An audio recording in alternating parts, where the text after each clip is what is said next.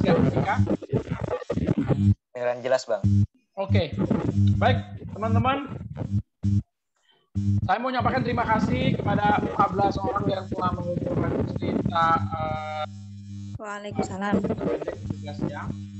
Kepada sisanya 11 orang yang lain, saya berprasangka baik, mungkin memang sedang dalam keadaan yang susah untuk memilih prioritas, mungkin juga dalam keadaan yang menghambat tidak bisa mengerjakan tugas ini.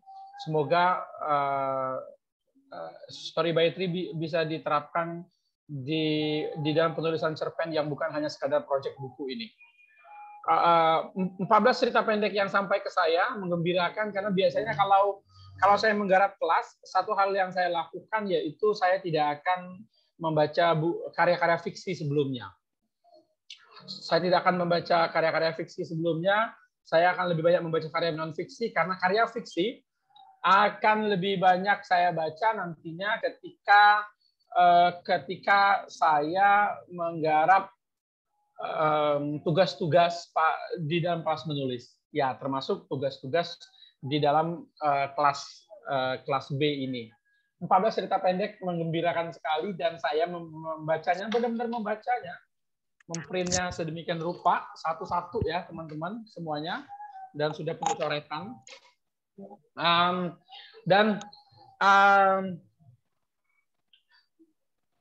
Dalam kesempatan kali ini kita akan belajar Story by Tree yang ketiga. Syarat sebuah cerpen atau cerita sekali duduk itu disebut sebagai cerpen yang baik apabila dia mengandung 3 hal. Ini yang disebut Story by Tree, yaitu apabila dia mengandung premis sehingga ceritanya menjadi ringkas, mengandung teks integral karena dia mengalir, ditulis dengan rewriting yang baik, sedangkan yang ketiga dia bernas karena dia mengandung metafora. Kita belajar yang ketiga, Story by Tree yang berjudul Metaforisme Cerita. Sebelum kita nanti akan membahas cerpen teman-teman, semoga keburu semuanya ya. Sayang sih kalau nggak keburu, karena saya sudah membaca semuanya.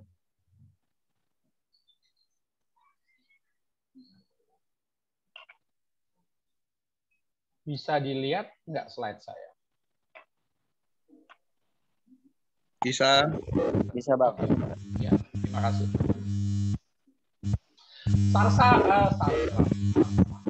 Sastra dan bernarasi cerita. Artinya, saya mau mengawali dengan sebuah pernyataan bahwasanya cerita-cerita yang baik diusahakan. Cerita-cerita yang baik tidak ada yang turun dari langit. Cerita-cerita yang baik tidak ada lu ikut kelas dan lu ngerasa oke, welcome good stories to my CV gitu. Nggak bisa. Cerita-cerita yang baik itu diusahakan. Sebagaimana saya percaya ide itu bisa diideasi, bisa diusahakan, dan tidak ada cara terbaik untuk menyimpan ide selain menjadikannya premis. Dan cerita-cerita baik itu bisa dihasilkan, dan tidak ada cara lain untuk menghasilkan cerita-cerita yang baik itu selain memastikan premis Anda beres, cerita Anda mengalir, dan cerita Anda bernas. Dan hari ini kita akan berbincang mengenai bernasisasi cerita itu. Kita akan melihat kebernasan cerita itu sendiri. Nah, baik kawan-kawan, karena percaya bahwasanya cerita-cerita yang baik itu diusahakan, tidak berjalan. Saya ulang lagi ya share screen-nya. Tadi dia nggak berjalan.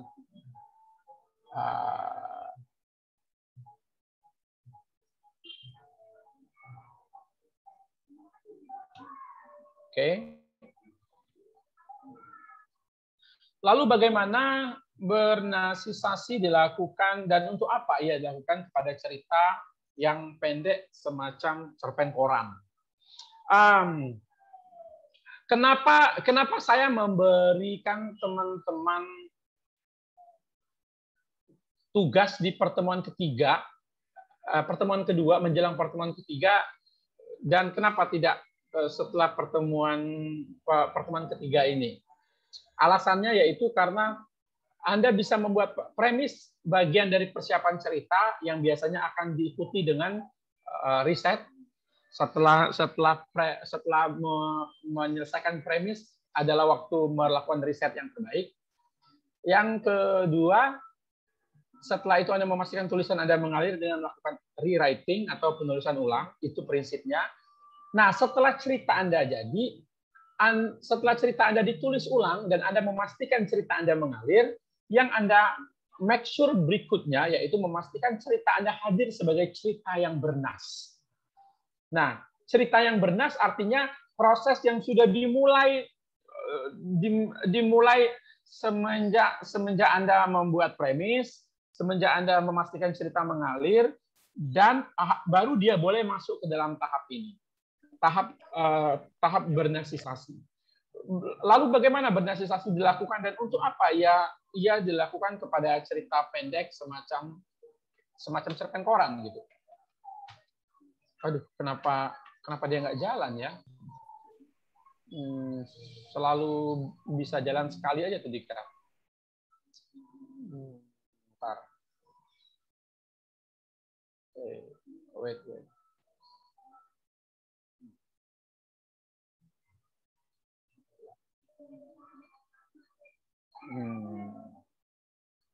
Nah, udah nongolin ya Sastra Paimo? Sudah Bang, sudah. Ya, pada beberapa tahun yang lalu, Seno Gumira Aji Dharma diundang dalam sebuah peluncuran laman yang memuat cerita pendek dalam bahasa Inggris, yaitu cerita pendek Indonesia yang diterjemahkan bahasa Inggris, yaitu Writers ID. Anda bisa cek itu di internet, Writers ID, dan Anda bisa cari pidatonya yang berjudul Susastra Kawan Paimo. Dalam pidatonya, Seno Gumira Aji Dharma mengatakan plus menyarankan ya, bagaimana kalau sastra ini kita kasih nama Paimo aja, dia bilang gitu. Gimana kalau kita kasih namanya Paimo aja? Itu adalah bentuk kejengkelan Seno Gumira Aji Dharma terhadap orang-orang yang gemar sekali mengkotakkan sastra dan bukan sastra, gitu. Karena ya sastra itu bagi Seno nggak ada sebenarnya. Dia ada karena diada-adakan dan sesuai dengan kepentingan dan salah satunya yaitu kepentingan politis. Itu makanya dia menyebut sastra Paimo atau sastra kawan Paimo atau sastra sama dengan Paimo.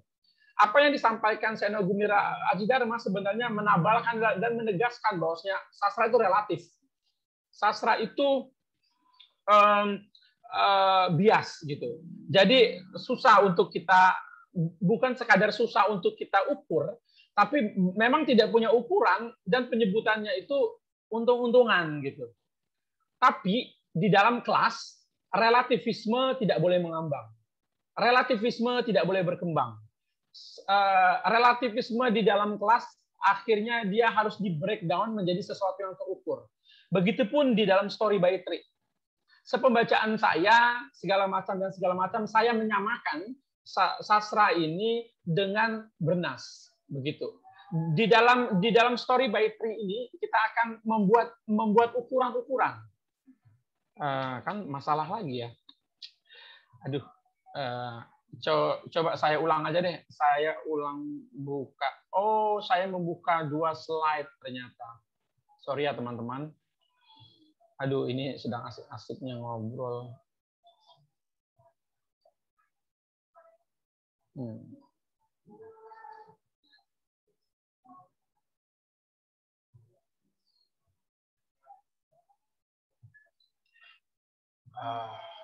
Oke.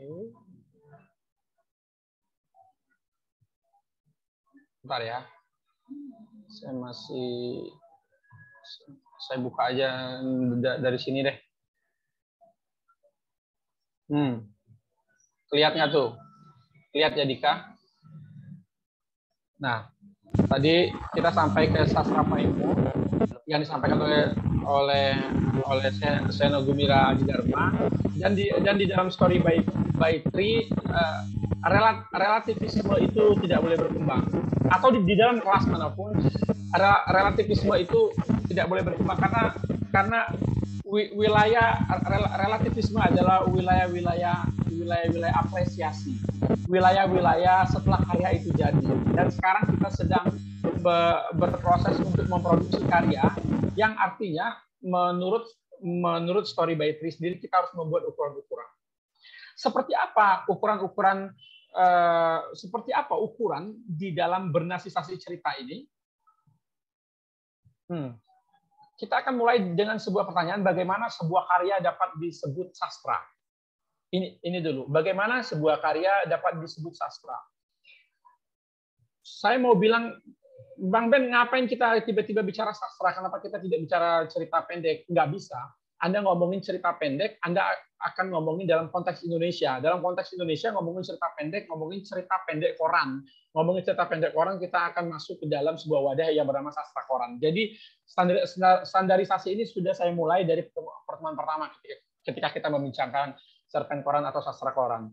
Bagaimana sebuah karya dapat disebut sastra? Bagaimana sebuah karya dapat disebut sastra? Saya ingat sekali tahun 2011 ketika saya diundang untuk menyampaikan materi di upgrading penulis forum Lingkar Pena di Kaliurang waktu itu dalam panel yang berjudul lokalitas adalah seksi atau locality is seksi. Saya menjawab, sebuah karya dapat disebut sastra apabila ia mampu mengupgrade daya kritis pembacanya. Saya termasuk orang yang tidak saklek terhadap sebuah pandangan, artinya ketika pandangan itu berlaku pada saat saya mengatakannya serta beberapa waktu setelahnya. Pandangan itu akan mungkin berubah-ubah lagi sesuai dengan banyaknya buku yang saya baca, banyaknya diskusi yang saya ikuti, banyaknya karya-karya yang saya tulis dan lain-lain. Tetapi khusus tentang definisi sastra sendiri tidak terlalu banyak berubah. Justru kalaupun dibilang berubah, definisinya sampai hari ini dia bukan mengalami perubahan, tapi dia mengalami proses pelengkapan. Definisi sastra, sebuah karya dapat disebut sastra apabila ia merangsang pembacanya menjadi kritis terhadap kemanusiaan. Nah, apakah ini tiba-tiba membuat karya sastra menjadi segmented tentang manusia saja? Tidak bisa dibilang ditembak sepenuhnya begitu, tapi saya hanya mau bilang bahwasanya apapun karya sastra, karya cerita, karya sejarah, karya sosial budaya, karya apapun itu yang ditulis oleh manusia, pada akhirnya ia akan berbicara tentang kemanusiaan. Walaupun tokoh Anda seekor kucing, walaupun tokoh Anda adalah seekor serangga jelmaan manusia seperti dalam Metamorfosa, walaupun cerita Anda adalah seekor kucing dalam novel The Cat-nya Doris Lessing, walaupun cerita Anda adalah seekor anjing dalam novelnya The Call of the Wild-nya Jack London, penulis akan merelevansikannya dan pembaca akan merelevansikannya dengan manusia, dengan kemanusiaan, dengan isu-isu manusia. Jadi sebuah karya dapat disebut sastra apabila ia merangsang pembacanya menjadi kritis terhadap kemanusiaan. Jadi artinya ketika kita bicara karya sastra, ada sebuah parameter penting yang ini hidup di dalam kepala dan jiwa kita yang namanya kritisisme. Kritisisme ini tumbuh ketika kita membaca sebuah karya yang baik. Yang karya yang baik ini mampu memunculkan penafsiran-penafsiran yang biasanya bukan hanya tentang ceritanya, tapi juga dia akan bicara tentang isu-isu, merelevansikannya dengan kondisi hari ini, dan bahkan dia akan berbicara pada titik yang namanya metafora. Sekarang saya akan dari tadi kita akan bicara karya sastra adalah bagaimana karya tersebut ketika dibaca mampu mengupgrade daya kritis pembacanya terhadap isu-isu kemanusiaan. Saya akan mengambil sejumlah contoh. Novel Queen of Dreams, karya ini adalah salah satu penulis favorit saya, Citra Banerjee Divakar ini, Indian American yang tinggal di California. Mungkin beberapa dari Anda udah baca juga. Queen of Dreams ini bercerita tentang hubungan Rafki, seorang anak dari perempuan yang ditakdirkan menjadi penafsir mimpi, ya, atau Queen of Dreams, ibunya. Hubungan mereka berlaku sangat ganjil karena Rafki adalah seorang pelukis, seringkali terintervensi oleh mimpi-mimpi ibunya, dan dia merasa karya-karyanya sendiri diintervensi oleh ibunya secara metafisik. Dan bayangkan, hubungan ganjil tentang antara seorang Rafki dan seorang ibunya sendiri berujung pada perceraian ia dengan suaminya, yang tahu nggak, dalam novel ini justru suaminya sangat akrab sama ibunya meskipun mereka bercerai. Yang justru ibunya lebih dekat lagi dengan suaminya Rafki daripada dengan anaknya sendiri. Novel ini it's very complicated plot. Plotnya tuh kompleks, ya. Terus menghasilkan interpretasi yang banyak sekali, sehingga dia memunculkan sebuah kritisisme. Kritisisme ini akan menghasilkan, proses kritisisme ini hasilnya apa? Hasilnya itu pemikiran kritis, hasilnya perspektif baru yang di dalam Story by Tree disebut dengan metafora. Novel Queen of Dreams, Citra Banerjee Divakar ini memberikan mengupgrade daya kritis saya sebagai pembaca, sehingga bagi saya novel ini bukan kisah antara Rafki, ibunya, dan mantan suami Rafki. Queen of Dreams adalah cerita tentang eksistensi identitas. Dia cerita tentang eksistensi identitas, bagaimana ganjilnya orang India Amerika yang tinggal di sudut California dengan semua pemahaman serta kronik adat budaya yang dibawa dari timur India yang terus menyatu di dalam diri mereka, dan itu hadir di tengah masyarakat California. Dan mereka bukan orang-orang minoritas yang tertindas, bukan orang yang mendapat korban rasisme, walaupun cerita ini juga memasukkan bagian ini. Bagaimana ternyata ketiga orang ini sendiri menjadi eksistensi identitas mereka. Nah, novelnya bercerita tentang kisah anak dan mantan suami atau menantu si ibu ini sendiri, tapi metafora yang dihasil eksistensi identitas. Ceritamu membuat efek begini, itu adalah cerita yang bernas. Contoh kedua, Anda mungkin tahu lah, walaupun mungkin bisa aja ada yang belum baca, Duologi 1Q84 atau 1Q84 karya Haruki Murakami. Itu bukan Haji, ya. Haruki Murakami ini membuat pembacanya, saya dalam hal ini berpikir kritis, karena bagi saya dia bukan cerita tentang Tengo dan Aomame yang terperangkap di dalam dunia yang bernama 1K84, tapi dia justru cerita tentang kebingungan dan ketakmenentuan orang-orang dengan cita-cita mereka sendiri. Karya-karya sejenis 1K84 bisa Anda baca seperti cerita Catcher in the Rye-nya Salinger. Nah, jadi Murakami cerita tentang Tengo dan Aomame, tapi yang didapatkan oleh pembaca adalah, ini bicara tentang absurditas, kebingungan dan ketakmenentuan orang-orang kota, orang-orang urban dengan hidupnya dengan cita-citanya. Atau ini salah satu buku kumpulan cerpen favorit saya, Anda harus baca. Anda harus baca buku ini. Sebutir peluru di dalam buku. Sebutir peluru dalam buku karya Olly Rinson. Olly Rinson mengangkat cerita-cerita yang menempatkan karakternya, yaitu orang-orang tertindas. Padahal mereka yang memiliki sumber daya ceritanya. Apa orang-orang tertindas ini? Yaitu orang-orang di Dumai yang tinggal di hutan, yang biasanya hidup damai, tapi mereka tiba-tiba harus menyingkir ke dalam hutan, tiba-tiba tidak punya hutan lagi, dan mereka harus hidup berdampingan dengan pipa-pipa minyak, dengan pohon-pohon sawit, yang itu bukan lagi menjadi milik mereka.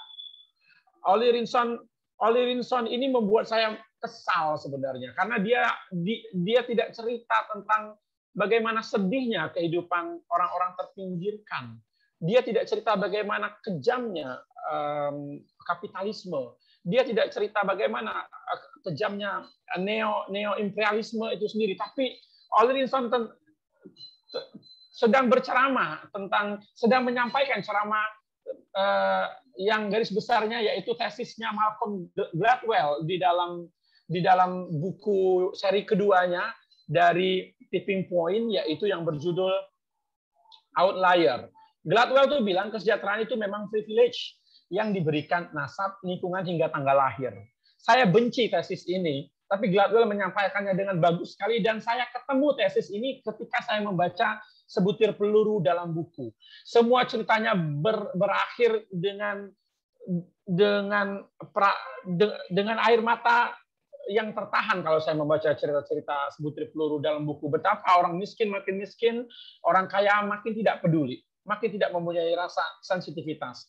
Dan Sebutir Peluru dalam buku bukan bicara tentang kisah-kisah orang terpinggirkan, tapi dia bicara tentang realitas privilege itu ada, dan dia membuat jarak antara si miskin dan si kaya itu terus menganga dan makin kesulitan ketemu. Anda bisa baca salah satu cerpen favorit saya di dalamnya, contohnya yaitu Menjual Terenggiling. Buku berikutnya yang nadanya hampir mirip sama Sebutir Peluru dalam buku, Sampan Zulaiha, di mana cerpen Kurik juga terdapat di dalamnya.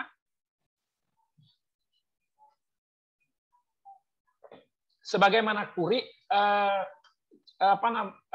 cerpen ini juga bicara, cerpen di dalam Sampan Zulaiha bicara mengetengahkan permasalahan orang pinggiran dengan dialek Melayu Deli Serdang yang kental seperti Anda lihat di dalam Kurik, di mana Kurik itu sendiri metafora yang paling kentara di Kurik, yaitu betapa Jakarta dan non Jakarta, pusat dan non pusat itu sendiri menghasilkan perspektif yang susah sekali kawin.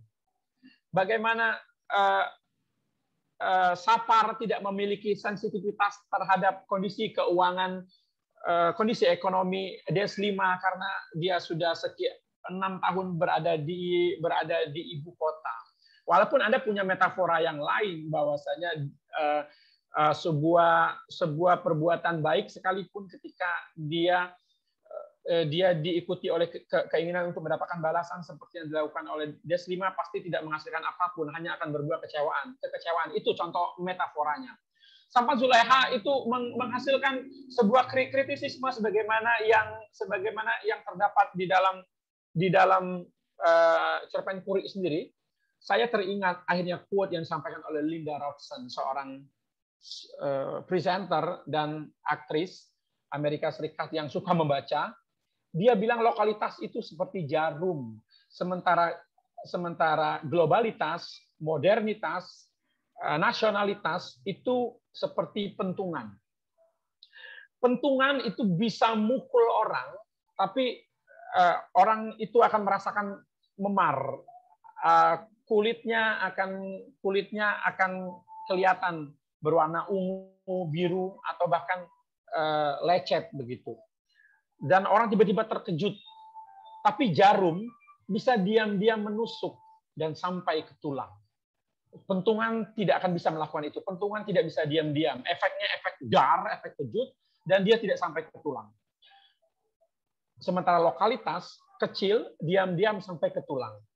Linda Robson ingin menyatakan, Hasan Albana cerpen-cerpen dalam Sampan Zulekha karya Hasan Al-Banna itu bukan bicara tentang bagaimana orang-orang lokal itu terus mendapatkan posisi yang tidak mengenakan di hadapan Jakarta, di hadapan kota, tapi dia menampilkan bahwasanya ide-ide lokalitas yang digarap sedemikian rupa itu akan memancar sampai kita kerasa sekujur tubuh. Bayangkan kalau jarum itu diam-diam menusuk sampai ke tulang, itu efeknya langsung sekujur tubuh yang akan mendapatkannya.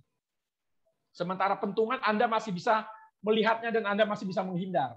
Tapi kalau jarum dia akan diam-diam dan Anda tanpa sadar serta efeknya akan sampai ke Anda. Karya-karya yang bicara, karya-karya yang menghasilkan kritisisme, dan kritisisme ini sendiri akan menghasilkan metafora yang universal, itu adalah karya-karya yang menyerupai jarum. Semakin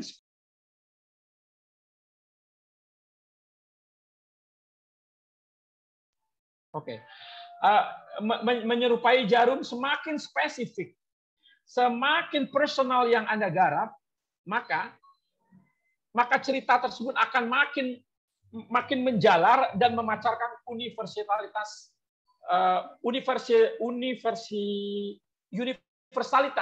nilai-nilai. Jadi jangan pernah takut Anda menggarap karya-karya lokal, karena karya-karya lokal justru akan menghasilkan sebuah efek kejut yang luar biasa, efek kejut yang masif dibandingkan dengan karya-karya yang tidak berorientasi lokal. Begitu. Karya-karya yang ketika parameternya simpel. Ketika karya-karya lokal ketika diterjemahkan ke dalam bahasa Inggris, dia akan masih kuat. Karena orang akan bicara muslihat hujan panas, di dalam bahasa Inggris akan ketemu keseksiannya. Orang bicara hujan panas akan ketemu keseksiannya. Tapi kalau Anda bicara tentang urbanisme, kehidupan orang kota, orang Jakarta, perselingkuhan, tentang korupsi dan segala macam, ketika dia pindah ke bahasa Inggris, udah sama aja. Tidak ada jarum yang dibawa, tidak ada senjata-senjata yang akan bisa buat orang merasa oke, ini adalah spesifik, ini adalah personal. Sutradara yang sangat terkemuka, sutradara Anda tahu mungkin karya-karyanya, yaitu Martin Scorsese bilang, the most personal is the most creative.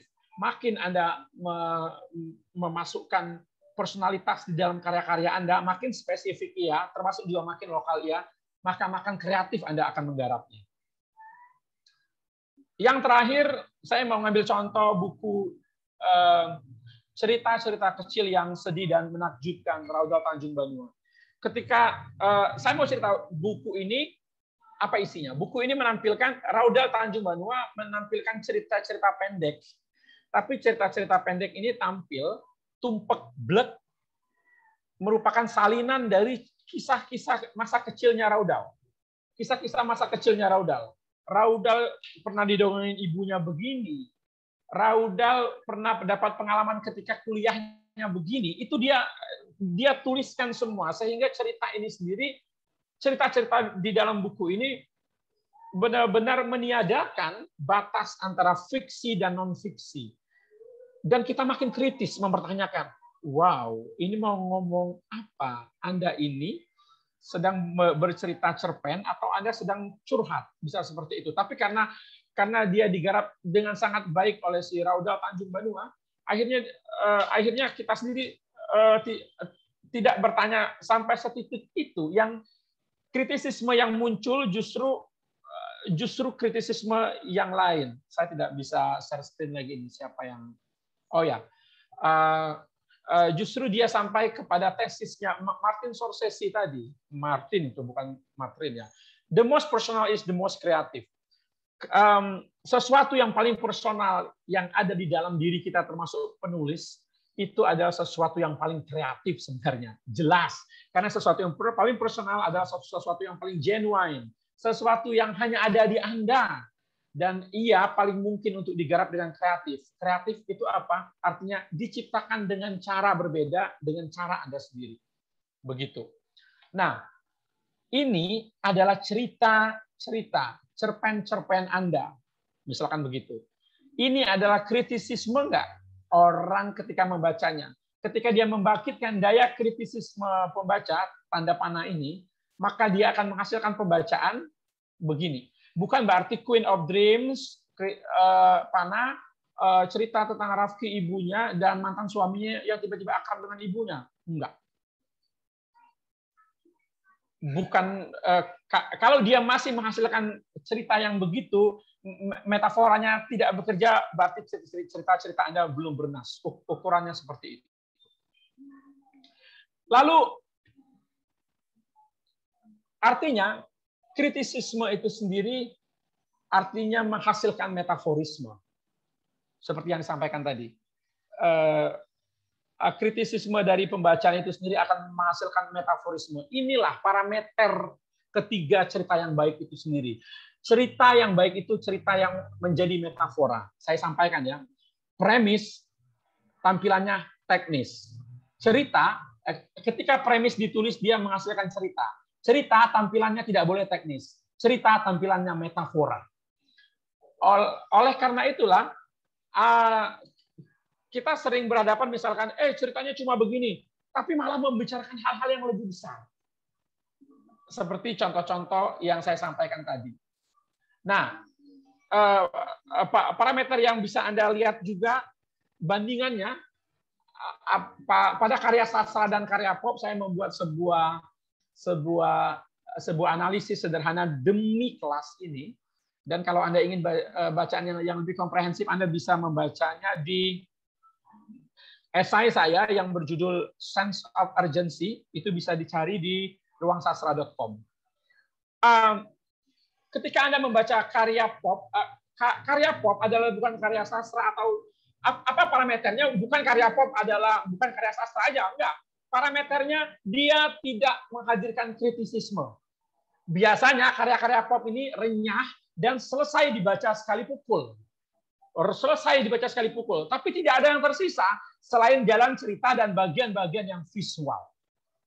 Saya tidak mau sebut judul-judul ya. Anda bisa cek pada karya-karya teen lead, karya-karya pop, karya-karya metropop maybe gitu loh. Atau sejumlah karya ketika Anda bacanya, Anda tidak ada diberi kesempatan bagi cerita ini. Ketika cerita ini dibaca oleh Rafika, misalkan Rafika baca, tidak ada ceritanya mengajak Rafika, lu berhenti dulu deh.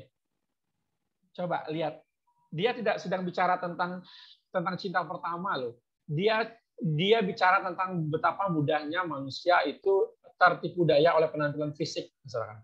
Terus bergerak, Anda sampai pada titik tertentu, Mas Ade baca, cerita itu menegur dan mengajak Anda berpikir kritis. Mas Ade, cerita kita bukan sedang bicara tentang bagaimana seorang anak yang bingung untuk menulis karangan apa di saat masa liburan loh.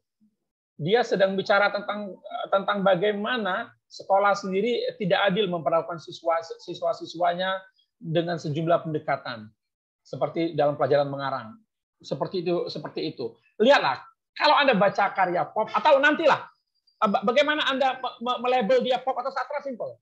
Ketika Anda baca, Anda tumpuk blek, ngalir aja, dan tidak ada yang tersisa, tidak ada kritisisme di sana, dan renyah aja jalannya, dan yang tersisa adalah jalan cerita dan bagian-bagian yang visual. Hanya itu, Anda bisa menceritakan ulangnya, dan Anda tiba-tiba merasa jadi bagian sebuah cerita itu. Dan tidak ada yang tersisa. Dan itu bagi saya, buat apa kita bergaul? Buat apa kita mengkonsumsi cerita-cerita yang tidak menghasilkan metafora, yang tidak membangun dan mengupgrade daya kritis kita sebagai manusia. Sementara ketika Anda membaca sebuah karya, terus tiba-tiba Anda merasa Anda perlu berhenti sejenak, bukan berhenti sejenak karena ada banyak hal yang harus Anda pahami, yang biasanya ditandai ceritanya itu tidak selalu renyah dan tidak juga sekali baca langsung tuntas. Walaupun ada yang sekali baca langsung tuntas, tapi dia tidak selalu renyah. Biasanya kenapa? Karena di sana ada ruang kritisisme di mana memberikan penawaran, renungan dan universalitas nilai-nilai kemanusiaan. Itu akan ada di sana. Ketika Anda berhadapan dengan seperti itu, Anda nggak peduli penulisnya siapa, Anda nggak usah peduli judulnya apa, Anda nggak usah peduli penerbitnya apa, itu adalah karya-karya yang bernas. Dan biasanya karya-karya yang bernas itulah disebut dengan karya sastra. Pada titik itu sebenarnya apa yang disampaikan Sapardi Djokon, malum ya, ini M-nya kelebihan. Ya, yang disampaikan oleh Sapardi Djoko Damono, makanya relevan bahwasanya ngomongnya begini artinya begitu sebagai sastra, sebagai ungkapan untuk mendefinisikan sastra, artinya dia mau menyampaikan ceritanya itu tentang Ali dan Dina, tapi artinya yaitu tentang bagaimana ketidakadilan merambah antara kaum desa dan kaum orang-orang desa dan orang-orang kota. Ngomongnya tentang anak yang kebingungan untuk menulis karangan karena karangan di hari libur sebagai tugas dari gurunya. Artinya menyampaikan bagaimana gurunya tidak memahami siswa-siswanya dan tidak berlaku adil dan memberikan pendekatan yang relevan kepada kondisi keluarga, latar belakang yang diusung oleh murid-muridnya. Artinya begitu. Jadi ngomongnya begini, artinya begitu. Quote ini dan juga menjadi salah satu judul buku Sapardi Djoko Damono. Dia menjelaskan bagaimana karya sastra, dia menjelaskan bagaimana karya yang bernas itu. Yang artinya ketika sampai di titik ini, saya mau menyampaikan sebagai contoh terakhir yang sering saya kutip tadi, pelajaran mengarangnya Gumira Aji Dharma bukan sekadar cerita seorang anak yang tersudut di hadapan kertas pelajaran mengarang selain membuka aib ibunya. Jadi dia tuh tidak punya pilihan ya. Ketika ngarang itu, bayangkan loh, anak-anak tidak punya pilihan, disuruh ngarang masa berlibur, anak pelacur, masa liburan dia, ya pemandangannya begitu. Dan dia tidak punya pilihan karena ini tugasnya, dan dia tidak punya pilihan selain menulis aib ibunya. Ibu saya seorang pelacur, hanya itu yang ditulisnya. Lebih dari itu, pelajaran mengarang adalah potret pendidikan, lingkungan, dan ekonomi yang karut-marut di akar rumput sehingga memakan banyak korban, terutama kaum miskin, tak terkecuali anak-anak mereka. Ceritanya ngomongin ini, tapi metaforanya ngomongin ini. Ini yang disebut dengan cerita yang bernas. Jadi, ketika kita bicara tentang cerpen koran hari ini, teman-teman, kita akan bicara tentang WhatsApp. Oke. Ketika kita bicara cerpen koran hari ini, dia nggak jalan ya kayaknya. Ya, ketika kita bicara cerpen koran hari ini, kita akan bicara tentang realisme. Apa sih hubungannya dengan apa yang saya paparkan tadi? Ketika kita cerpen koran sama dengan sastra koran. Sastra koran ya berarti cerita pendek yang sastra. Kalau dalam Story by Tri artinya cerpen itu adalah cerita pendek yang bernas. Cerita pendek yang bernas sesuai dengan pengertian sastra atau bernas tadi, yaitu karya-karya yang mampu mengupgrade daya kritis pembacanya terhadap kemanusiaan. Anda jangan heran kalau cerpen koran itu lebih banyak menampilkan realisme. Karena realisme itu bicara tentang manusia. Yang dia tampilkan adalah isu-isu kemanusiaan. Kalau ada orang ngomong dan bertanya bagaimana tipsnya untuk masuk koran, simpel aja. Anda lihat peta ini, Anda harus lebih banyak nulis tentang realisme. Hal-hal yang dekat sekali dengan manusia dan kemanusiaan. Ada ruang surrealisme, ada ruang fantasi, ada ruang genre-genre yang lain, tapi realisme tetap akan memegang secara besar porsinya karena dia adalah sebenarnya definisi dari cerita sekali duduk yang bernas itu sendiri. Cerita yang mampu mengupgrade kritisisme pembaca tentang realitas kita, yaitu tentang manusia itu. Artinya, cerpen koran dia bicara tentang realisme dan dia bicara tentang manusia. Artinya gini loh. Tapi kan sebagian besar cerita kita pasti, apalagi yang realis itu pasti bicara manusia, ya dong. So, apalagi parameter selanjutnya supaya cerita yang bernas Anda itu memang cerita yang mampu menarik perhatian. Anggaplah menarik perhatian penerbit, menarik perhatian redaktur media, bahkan umumnya menarik perhatian manusia. Begitu. Ini kita balik ke tesisnya Linda Robson tadi. Tinggal cerpen mana yang menampilkan kemanusiaan sebagai jarum super tajam sehingga membangkitkan kritisisme. Kalau cerita Anda itu menampilkan realisme tentang kemanusiaan, tapi dia tidak mampu menjelma jarum, dia tidak mampu tampil sebagai cerita yang menusuk sensitivisme kemanusiaannya dan dia masih tanggung, dia akan masih kalah juga dengan cerpen yang berhasil memancarkan interpretasi yang kaya, relevan dan sensitif dengan zaman.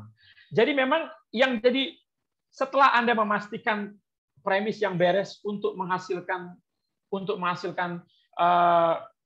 cerpen yang ringkas, setelah Anda menulis ulang, rewriting untuk memastikan cerita Anda mengalir sehingga elemen teks integernya bergerak, yang berikutnya ketika menyunting cerita, Anda memastikan bahwasanya cerpen-cerpen Anda itu memang dia menjelma jarum super tajam yang membangkitkan kritisisme pembaca.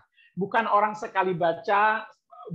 baca sekali dulu, habis itu they get nothing. Makanya mereka bisa lupa dan bisa begitu berapi-api mengingat bagian-bagian cerita yang visual, tapi ceritanya bercerita tentang apa aja akan jawabnya ceritanya bercerita tentang Dilan dan Milea aja. Aduh, saya keceplosan lagi ngomongnya gitu. Ceritanya hanya cerita tentang A dan B aja. Dia tidak mengeluarkan cerita yang lain. Padahal parameter kedua dari cerita yang bernas yaitu dia mampu memancarkan interpretasi yang kaya, relevan, dan sensitif terhadap zaman. Artinya metafora yang dia hasilkan itu bukan sekadar ngomong begini dan ngomong begitu, tapi yang realis, yang sesuai dengan realitas. Artinya dia membuat orang teringat pada kondisi pandemi hari ini, melihat hubungan kita yang makin renggang, atau terhadap isu-isu tertentu yang akhirnya cerita itu bukan hanya menjadi pengisi waktu luang sambil minum teh, tapi memperkaya jiwa kita, membuat kita makin sensitif. Makanya orang menyebut sastra itu akan melembutkan hatimu kalau dia menjalankan fungsi ini. Kalau memang cerita-cerita yang hadir, yang ditulis dan yang sampai ke pembaca itu adalah cerita-cerita yang bernas. Teman-teman, itu materi yang ingin saya sampaikan tentang story by Tri yang ketiga. Ini menjadi sesuatu yang penting karena menurut saya parameter yang ketiga ini dia berada sangat tergantung bagaimana Anda memberi metafora terhadap cerita Anda. Anda mendebalkan metafora terhadap cerita Anda, bahwa cerita Anda bukan sekadar cerita tentang tokoh-tokoh Anda, tapi dia bicara tentang kemanusiaan yang lebih luas. Saya kembalikan ke moderator untuk bertanya, tapi saya izin 1 menit ya, saya mau ngambil air putih dulu.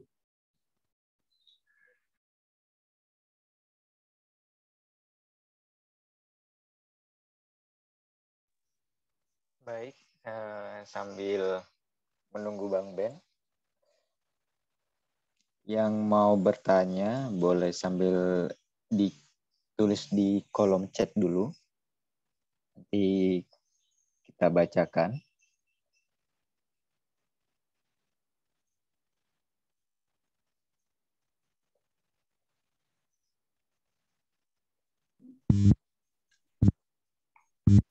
Silakan. Kalau ada diskusi. Ada yang bertanya nih? Ada? Boleh? Langsung buka mic-nya atau raise hand juga boleh.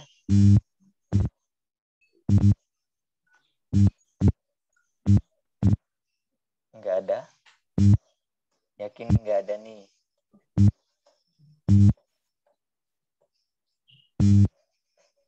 Nih, Kak Yosi. Bang, saya ingin bertanya bagaimana caranya kita berlatih bermetafora dari Kak Yosi.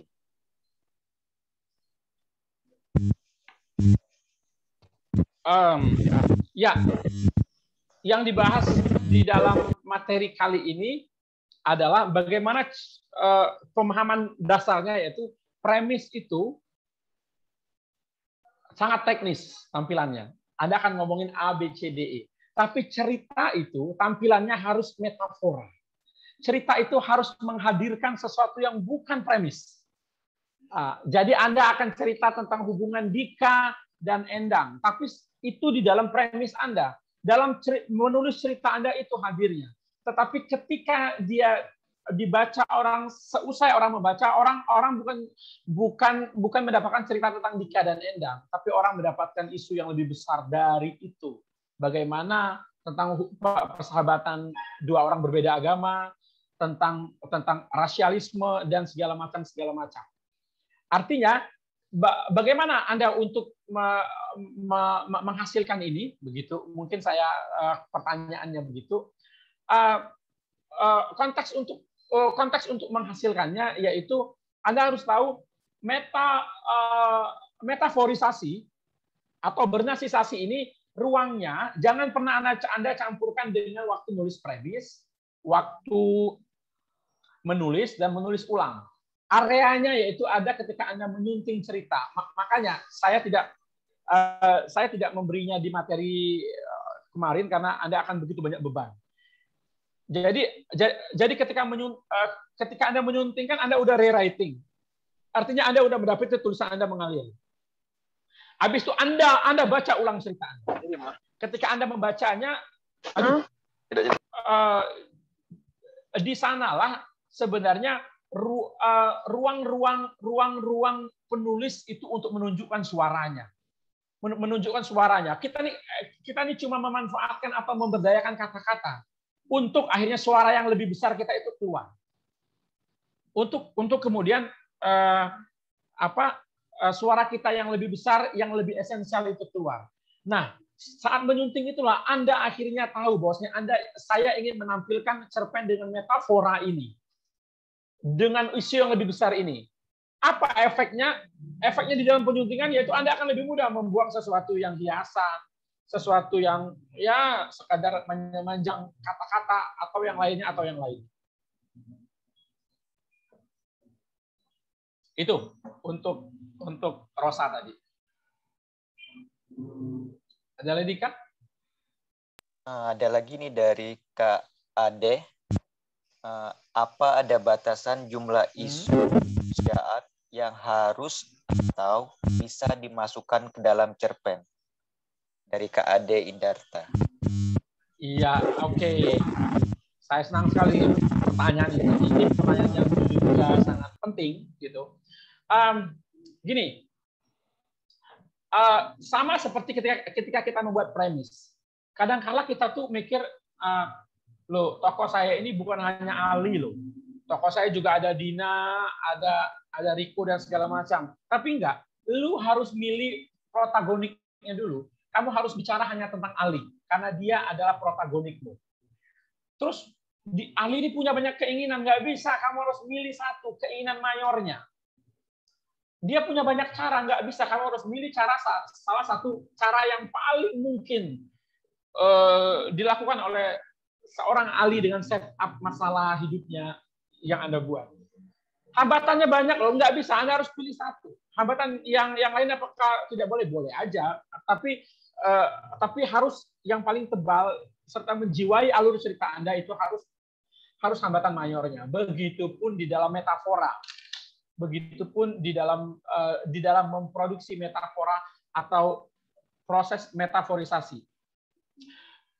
Saran saya ketika Anda menyunting, Anda baca ulang hasil cerpen Anda yang sudah mengalir itu, Anda buat list metafora yang dihasilkan oleh cerita Anda. Lihatlah, semakin banyak list metaforanya, jangan-jangan mereka tampil secara berimbang. Ada yang 25%, 25%, 25%, 25%. Itulah yang membuat cerpen Anda bingung untuk dipahami pembaca. muter-muter nggak jelas dan segala macam karena metaforanya bersitumpuk bersaing. Apakah ada batasan? Nggak ada batasan, Mas Ade. Tapi metafora mayornya harus Anda bereskan. Artinya begini, cerita Anda menurut kepala penulisnya harus memunculkan metafora A. Harus begitu. Anda harus punya sikap di dalam menulis. Karena kita bersuara dengan teks, ya. Jadi kita harus punya sikap. Ketika Anda melihat banyak sekali list metafora yang ada dan segala macam, minimalisir sedemikian rupa supaya metafora mayornya makin tebal. Tapi kan Bang Ben, ketika orang baca kan karya saya itu bisa menjadi yang lain dan pemahaman yang lain, it's not our business. Ya, ada inner interpretation dan ada outer interpretation. Interpretasi di luar kita itu adalah bentuk apresiasi yang nggak bisa kita larang. Bahkan kita senang aja ketika orang punya multi interpretasi yang banyak. Ketika orang punya interpretasi yang banyak terhadap cerita kita. Secara internal urusan kita sama teks kita, sama cerita kita semakin tebal, semakin satu metaforanya cerita kita semakin bagus. Tapi ketika dia hadir di luar, dibaca orang semakin multi interpretable cerita kita hadir di dalam banyak benak orang, kita sebagai penulis akan berbangga karena ternyata cerita kita mampu melahirkan banyak perspektif hanya dari satu metafora itu. Jadi dan apakah kita akan marah? Apakah perspektif luar itu metafora luar itu jadi pikiran kita, acuan kita? Enggak. Urusan Anda hanya pada metafora Anda. Tapi metafora saya bisa aja tidak diketahui orang lain. Ya nggak apa-apa. Nggak apa-apa. Itu urusan sikap Anda yang memang harus Anda tebalkan di dalam menggarap cerita Anda. Dia akan lebih fokus, premisnya akan makin kuat dengan metaforisasi yang beres. Gitu.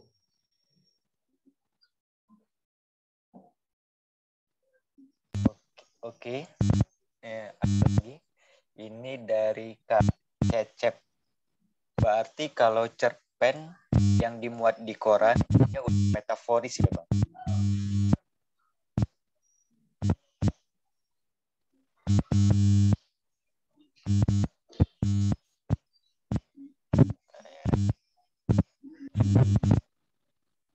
Gimana, Cecep?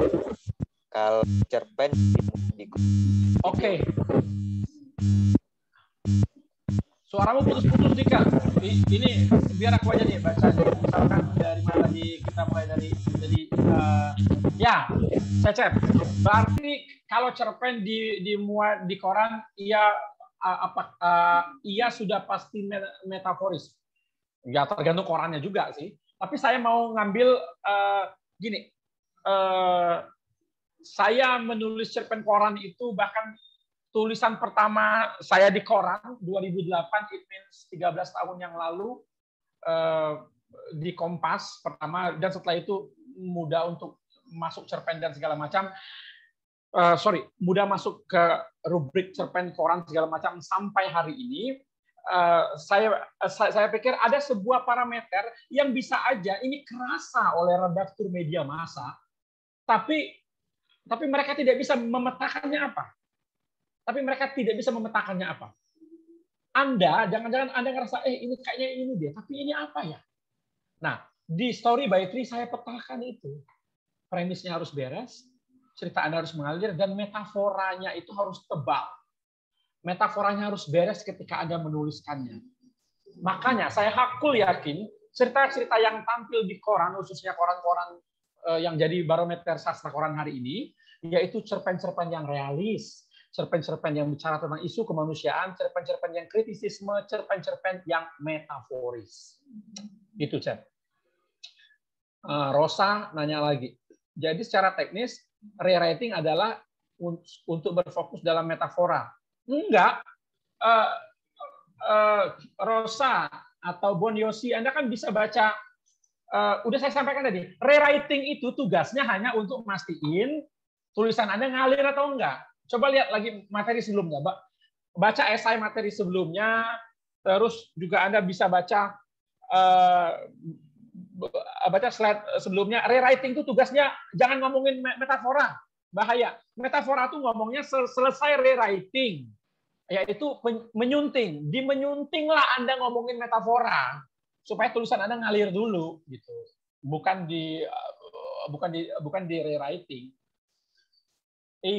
Jadi ingat salah satu dosen pembimbing tesis masalah itu kalau realitas tidak sesuai dengan yang seharusnya. Yes, betul sekali. Itu bisa jadi indikator untuk konflik. Apakah itu bisa jadi indikator dalam konflik? Enggak bisa. Gini, saya nyebutnya begini. Konflik itu sudah jelas kebayang banget ketika Anda nulis premis.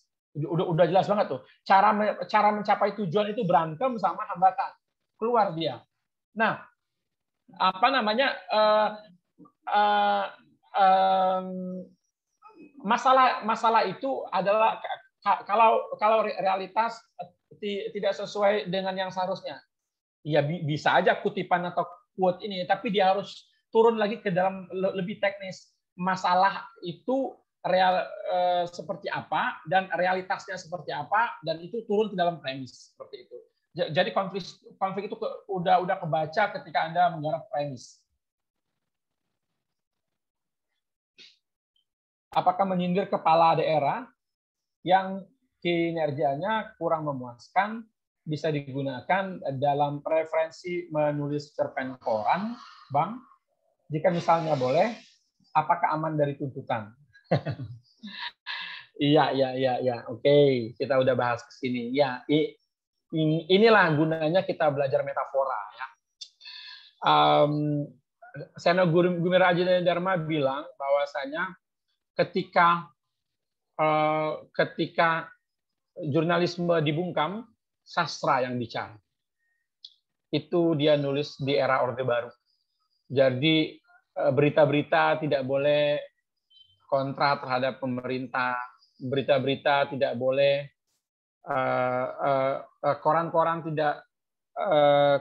yang aktual, liputan tidak boleh menayangkan kezoliman dilakukan oleh pemerintah dan segala macam. Jadi berita, liputan, feature nggak boleh menampil, esai tidak boleh kontra pemerintah. Yang tidak dipikirin oleh pemerintah pada saat itu yaitu ada sebuah kolom, ada rubrik seminggu sekali yang namanya rubrik budaya dan sastra, itu cerpen. Dan Sena memanfaatkan ini ketika jurnalisme dibungkam, sastra yang bicara. Artinya dia akhirnya menulis tentang kritisismenya terhadap militerisasi di Timur Timur melalui cerpen-cerpennya.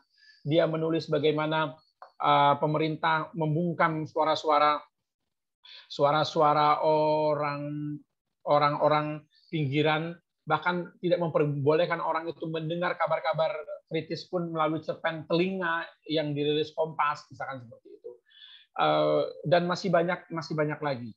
Tapi akhirnya dia tidak terlalu banyak mendapatkan tuntutan atau tidak bisa dituntut sedikit pun karena ceritanya berdiri sebagai sebuah metafora. Itu dia. Itu asik banget loh. Kita menggarap cerita, itu asik banget. Kita menguraikan atau menampilkan sebuah cerita yang orang lain, bukan tentang orang, bukan tentang pemerintah ini, bukan tentang kepala daerah A, bukan tentang pengusaha B. Tapi ketika ceritanya jadi, dia menghasilkan metafora yang nyinggung mereka. Yang buat mereka, gila, ini mah gue. Dan membuat mereka tahu bahwasanya mereka tidak bisa selamanya berada di comfort zone. Ada yang kritis. Seperti itu. Ketika Anda menampilkannya dengan bernas, dengan metafora yang baik, Anda bukan hanya tidak boleh dituntut, tapi aman dari tuntutan, ya tidak bisa dituntut.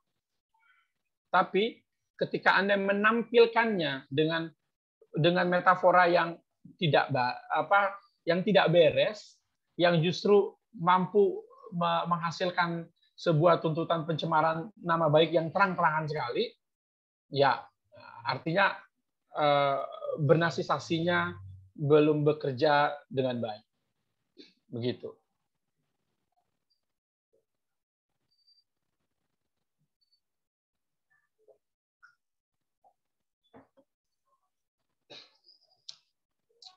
Silakan.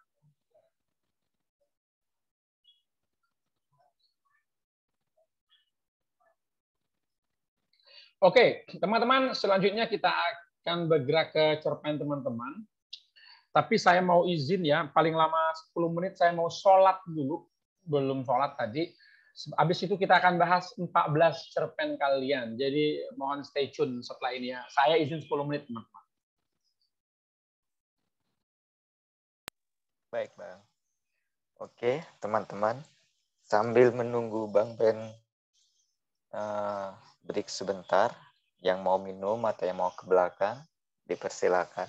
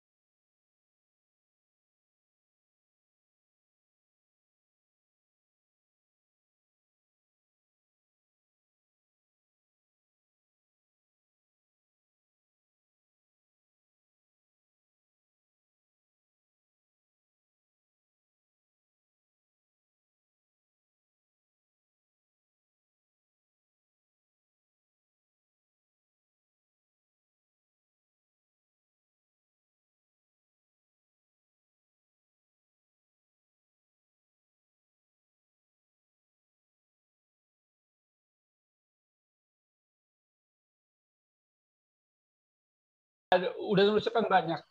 Jadi nulis cerpennya dan segala macam. Tapi Anda akan berhadapan dengan dua realitas ya.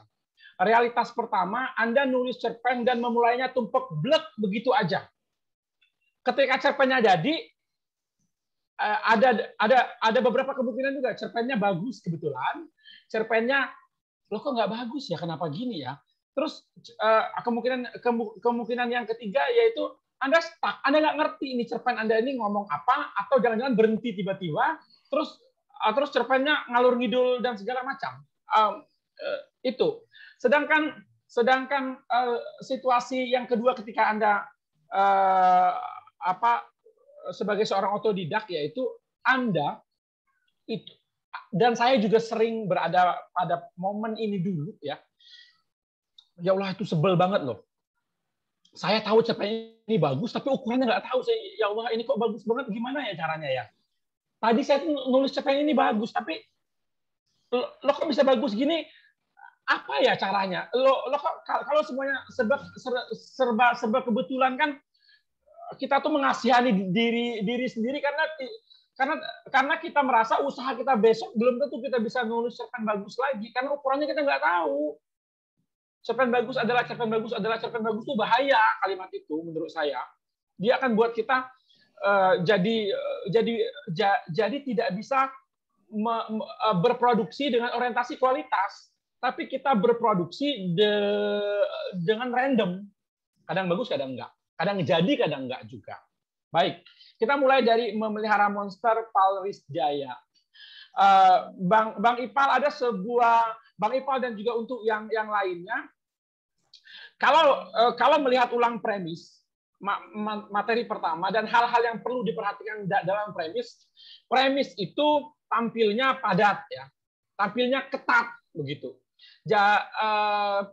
Ketat, padat, dan yang boleh panjang yang mana? Yang boleh panjang? Ini nih, setup, karakterisasi ini boleh panjang. Yang ini nggak boleh sepanjang ini. Karena ini sudah harus beres di sini. Contoh kurik. Des 5, janda miskin 3 anak. Des 5, janda miskin 3 anak yang lebaran tahun lalu pernah mendapatkan salam tempel dari sapar kemenakannya yang telah sukses di Jakarta. Di lebaran tahun ini sangat ingin mendapatkan kembali salam tempel itu. Nah, tuh, sangat inginnya udah pendek. Sangat ingin mendapatkan kembali salam tempel itu dengan cara menyuguhkan hidangan ayam jara-jara kepada sapar. Tapi menemukan hambatan ayam jara-jara yang akan disembeli adalah kesayangan Giling, anak keduanya. Jadi udah beres semua di sini, baru ininya hanya nambah item itu, gitu. Nah, ini secara poin-poin premis apa yang Bang Ipal buat di sini kita lihat. Rosana, karakterisasinya clear. Walaupun karakterisasi terbaik yaitu jangan ada titik-titik begini, tapi jangan ada titik dan kalimat baru. Tapi bagi sebuah proses nggak ada masalahnya. Karakterisasinya udah clear nih. Rosana tuh ingin melindungi Aziza. Ini karena dia melihat monster. Padahal di sini Bang Ipal udah beresin dia dapat melihat monster loh Bang. Sangat ingin melindungi Aziza. Udah Bang, Anda beresin sangat ingin melindungi Aziza, perempuan remaja maksudnya remaja cantik jelita, tetangganya dari bujuk rayu penyok, selesai ya. Dengan cara menunggui Aziza saat pulang sekolah di depan pagar rel kereta. Boleh deh sini.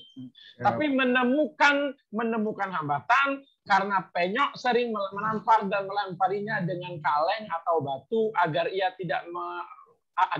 tidak mengekori Aziza. Selesai Bang. Kalau yang lainnya itu benar-benar sudah terwakili di sini loh Bang. Menurut saya begitu. Tapi artinya apa? Premis Bang udah benar. Tapi sayang dia tampil dia tidak ketat dan padat. Tapi itu proses kali ya. Itu proses kita nanti segala macam. Saya udah baca cerita ini dan ketika saya ambil peran saya. Mana ya? Monster nomor 1.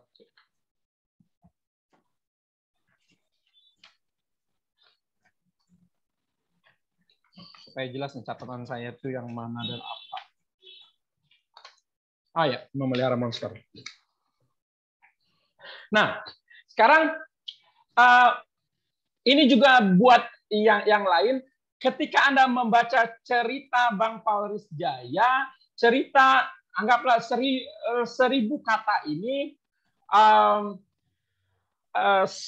kata ini premisnya itu tersebar di tubuh cerita pendek. Anggaplah cerita pendek itu ada idealnya 40 paragraf. Jadi paragraf 1 sampai paragraf 40 itu Anda akan melihat premisnya pelan-pelan masuk ke dalam cerita Bang Pauris Jaya, yaitu memelihara monster. Coba saya akan mulai dari misalkan hambatannya tadi apa ya? Sering menampar dan melemparinya dengan kaleng atau batu agar tidak mengekori Azizah. Nah, kita lihat di sini pelemparan batu kaleng itu sendiri dilakukan sekitar 20 ketika cerpen ini sudah masuk ke 30% ceritanya. Gitu. Yang harus Anda perhatikan ketika Anda menulis cerita pendek dan membuat orang langsung aware untuk saya mau baca cerita ini segera dan segala macam. Anda pastikan bahwasanya premis Anda itu sudah muncul seluruhnya paling tidak maksimal di 20% cerita Anda. Artinya, ketika cerita Anda mengandung 40 paragraf, sampai paragraf ke-8 maksimal, sampai hambatannya pembaca Anda harus tahu. Kalau pembaca Anda belum tahu, sampai molor-molor dan segala macamnya, itulah yang membuat cerita Anda itu akan menggenang. Karena orang tuh bingung, ini maunya apa? Coba Anda lihat cerita Kuri Hasan Albana. Ketika Anda membaca pada babnya des 5 sampai paragraf 4 aja kita udah tahu. Maknya ini mau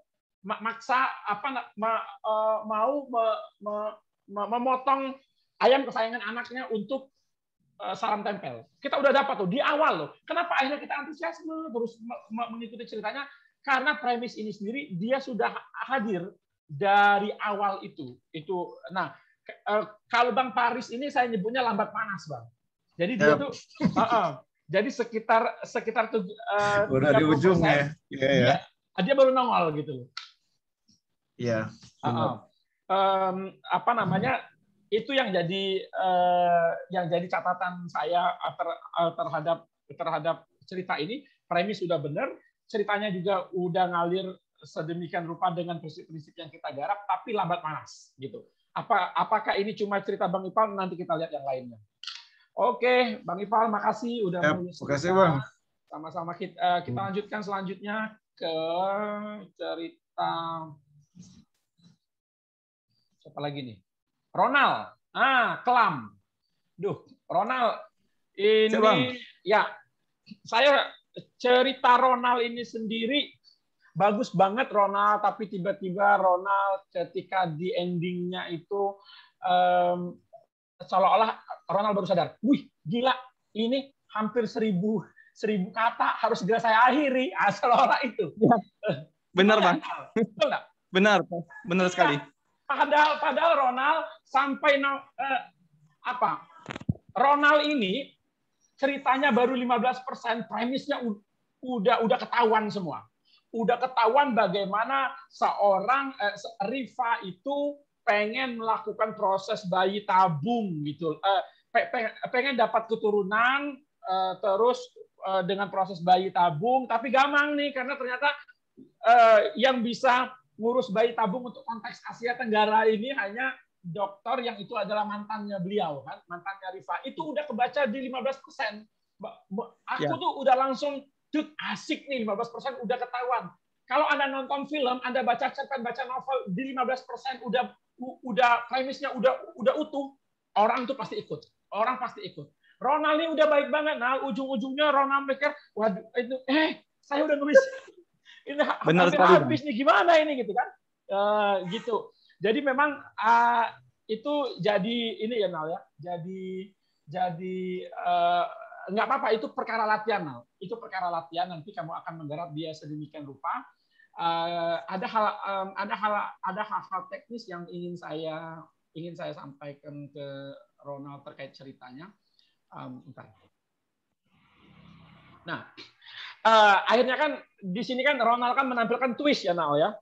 Twist. Ya, plot twist. Ya, plot twist untuk menutup cerita, plot twist dengan text trigger kategori new fact. Bagi saya itu salah satu teknik yang populer, teknik yang works sebenarnya. Cuma Nal ada sebuah efek penggampangan yang bisa aja efek penggampangan ini muncul karena ini sudah mau 1000 kata, tapi mungkin akan bisa disiasati sedemikian rupa. Nah, maksud saya ketika suaminya mengetahui bahwasanya istrinya adalah korban KDRT dulu ya, terus istrinya memutuskan untuk melakukan operasi plastik sehingga jejak KDRT itu sendiri tidak nampak lagi, dan itu menjadi plot twist pertama sebenarnya Nal ya. Sebelum plot twist kedua itu apa? Ya. Istrinya bunuh diri ya, gitu ya. Ya. Kalau menurut saya, bagaimana kamu menggambarkan kalutnya suasana kejiwaan si Wisnu ini kurang kompleks Nal. Itu harus kompleks dia mengetahui realitas itu. Jadi seperti ada penggampangan di sini. Ya mungkin atas alasan-alasan yang seperti tadi ya, keterbatasan tadi, tapi nggak apa-apa. Ini kan baru rewriting, kan belum nyunting gitu. Artinya sebagai sebuah produk rewriting, karya ini 15% tampil di awal bagi aku bagus banget, tapi bukan kedodoran sih, pengen segera menutupnya deh gitu. Akhirnya begitu banyak teks-teks yang telling daripada showing pas yang ujungnya. Apalagi kamu punya beban dua twist ya di ending. Oke, nanti saya sampaikan instruksi-instruksi terkait penyuntingan di akhir. Cerpen ini sudah sangat memuaskan kalau menurut saya. Selanjutnya, Terima kasih Bang Ben. sama-sama. Kasih Ibu sepanjang penggala, Mas Wijaya Harahap. Ada ya? Ada Bu, ada Mas. Mas Wijaya ini tuh kisahnya getir sekali ya Mas Wijaya. Iya. Dan Mas Wijaya kebingungan bagaimana menutup cerita ini Tuhan gitu ya. Benar Mas. Saya kerasa sekali ini. Ternyata premis saja tidak cukup ya. Seolah-olah tuh gini. Jadi teman-teman, ini tuh pelajaran dari Mas Wijaya penting buat Anda semua. Ini tuh kasus nih. Kasus ini tuh makanya kita perlu belajar dari cerpen. Kalau memang Anda merasa premis Anda sendiri akan membuat Anda kebingungan pada kasus Mas Wijaya, Anda akan boleh nambah satu elemen premis, sehingga fungsi premis berubah bukan hanya melihat karya Anda dari awal sampai menjelang akhir, tapi membuat karya Anda dari awal sampai akhir, yaitu dengan menambah satu elemen lagi, elemen ending. Oke. Jadi Rahma 50 tahun, yatim usia 8, berdua adiknya Salma ditelantarkan ibu kandungnya, berjuang sendiri untuk bertahan hidup, sangat ingin mengembalikan kerukunan keluarga dengan cara merujuk adiknya Salma dengan emak. Tapi menemukan hambatan, Salma tak sudi dan tetap membenci emak. Akhirnya, kan begitu tuh, ya. Iya. Boleh, itu untuk ngebantu kan. Ya daripada kayak gini, Mas Wijaya cerpennya udah bagus, ngambang nggak jelas di ujungnya, saya bingung. Ini ngapain kayak gini? Gitu kan? Akhirnya nggak apa-apa apabila Anda butuh bantuan itu, Mas Wijaya. Akhirnya seperti apa? Saya nggak tahu. Saya nggak mau mengintervensi ini. Tapi karakterisasi yang Anda bangun ini bagi saya mahal. Karena apa? Mas Wijaya nampilin tidak ada tokoh sempurna di sini. Rahma ini udah jelas Rahma ini dicap oleh Salma mau enaknya dewek karena ikut maknya gitu ya. Sementara Salma sendiri ikut waknya, berarti gue udah berkorban dong, gue pisah sama emak gue dan gue ditelantarkan. Sementara kata Rahma, lu kan hidup enak sama uak lu gitu kan. Sementara orang tua atau emak yang biasa digambarkan sangat sangat bijak, punya dosa masa lalu yang besar di sini. Iya. Bagi sebagai sebuah cerita realis di mana tidak ada satu tokoh pun yang sempurna, ini mah bahan ceritanya bagus banget nih, Mas Wijaya. Di dalam penyuntingan mungkin Mas Wijaya akan punya space yang lebih luas untuk membuat dia tidak lagi terkungkung kayak kemarin ya, terkungkung waktu ya, cuma 3 hari. Betul banget. Oke, itu komentar saya, sama kayak Ronald bingung mengakhiri. Oke, ya. Terima kasih ceritanya Mas Wijaya. Terima kasih Bang, terima kasih. Selanjutnya Luka Duka Malika. Is ada nggak nih? Ada Bang. Oke, saya suka Is, kamu mengambil premis cerita tentang Palestina dan orang Palestina yang mau jadi relawan di Palestina, di Gaza, ya begitu ya. Ini menarik, bukan hanya orang luar yang ingin jadi relawan ya, bahkan orang Palestina sendiri yang ingin jadi relawan. Ini menegaskan bahwasanya ketika lu berada di Palestina bukan berarti lu otomatis akan bisa ada di Gaza. Ini penting ya, karena saya juga menulis novel Palestina ya, Haya, yang difilmkan. Jadi dari novel itu Bang. Ya, jadi ini penting kita melihat. Nah, Ais menampilkan ini. Yang ingin saya lihat di sini adalah premis yang Ais bangun udah nyambung. Dia pengen jadi relawan, tapi justru akhirnya dia kerja kerelawanannya tidak bisa dia wujudkan ya, gitu ya, karena dia dinodai oleh pasukan Israel kan begitu ya. Nah, ada sebuah logika yang harus kamu bereskan ketika kamu menulis cerita gitu. Semuanya tidak bisa sekonyong-konyong jadi, dia harus dibangun. Saya akan bacakan gini. Bibi yang menjemputnya setengah berlari memeluk Malika yang duduk termangu di ranjang rumah sakit. Sedangkan paman masih berdiri mendengarkan penjelasan detail mengenai kondisi Malika dari dokter. Kenapa kamu harus mengalami apa yang menimpa ibumu? Tiba-tiba kamu nampilin twist di sini ya. Kalau ibunya juga korban pemerkosaan kan seperti itu. Dan ini terjadi di Palestina. Dan saya baca bagian paragraf akhirnya, Malika yang paling bersemangat mewujud mimpinya untuk mengobati luka batin anak-anak korban perang, kini harus berusaha untuk mengobati luka batinnya yang baru jauh lebih dalam dan perih dari luka batinnya sebelumnya. Nggak apa-apa, ini materi ini barusan kita dapat hari ini, Ais. Kalau saya cocokkan sama materi hari ini, Ais, kamu sendiri, cerpenmu tidak menyampaikan metafora apapun. Selain menunjukkan orang baik kalah, gitu. Jadi dengan bekal materi yang disampaikan tadi, semoga penyuntinganmu nanti akan tahu bahwasanya kamu harus punya suara yang jelas terhadap bagaimana orang-orang Palestina yang menjadi relawan bagi negerinya sendiri itu, bagaimana suaramu, gitu kan. Jangan pernah Anda nampilin orang baik kalah, orang baik mati itu sastra, enggak. Jangan gitu. Kita harus punya suara di sana, begitu. Sementara secara premis dia sudah bagus. Secara cerita saya bilang temanya saya suka seperti itu. Paling Anda perlu mengeksekusi supaya cerita Anda punya metafora. Ini sama kayak Mas Wijaya juga. Jadi cerita ini mau nampilin apa kan? Masa hanya tentang sengkarut kemanusiaan, enggak? Kita harus punya apa yang mau kita tampilin. Nah, itu Anda bereskan di dalam penyuntingan nanti. Oke. Diana, ada nggak Diana? Diana nggak ada, cuma saya akan dia mau dengar rekaman. Diana ini asik sekali, jangankan 15%, 10% cerpennya baru bergerak, kita udah tahu premisnya.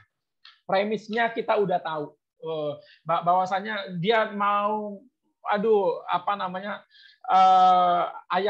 ayah gue ternyata seorang yang ditangkap polisi, dan gue tidak mau hidup dalam kondisi susah ini, ya lebih baik aku memilih mimpi aja lah, lebih baik aku ingin menghindari semua ini. Tapi akhirnya dia akan berhadapan sama realitas, hidup ini adalah show must go on, dan dia berhadapan sama kondisi hidupnya yang baik-baik saja selama ini, dan dia berhadapan akhirnya Ayahnya tidak lagi di penjara.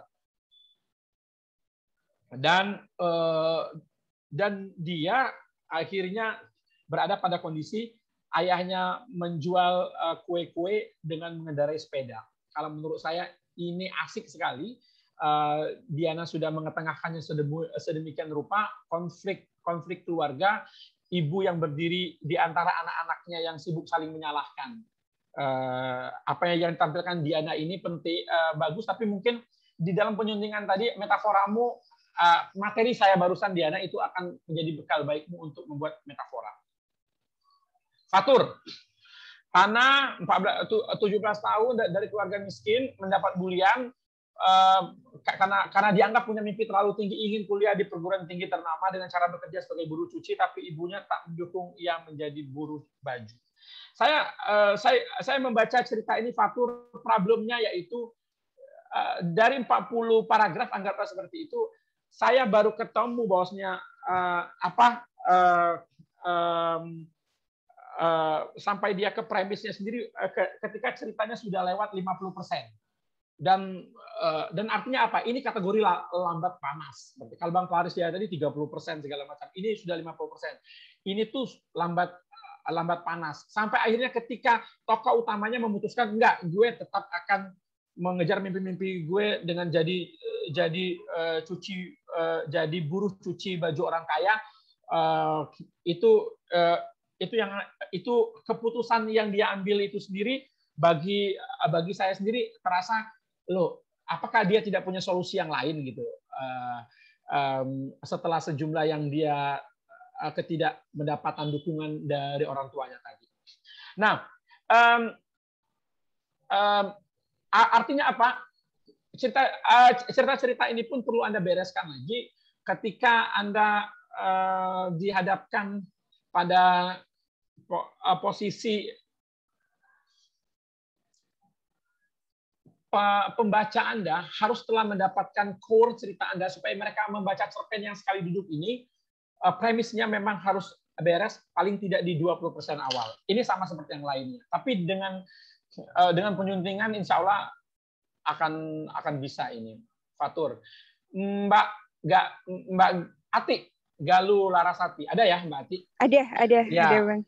Oke, Mbak Ati, ini problemnya kayaknya Mbak Ati, kalau Mbak Ati mau cerita, misalkan tokoh kasih ini kan Mbak Ati membukanya dengan kisah ibu kasih dulu ya, ibu kasih terus menitipkan kasih kecil ya Mbak. Iya.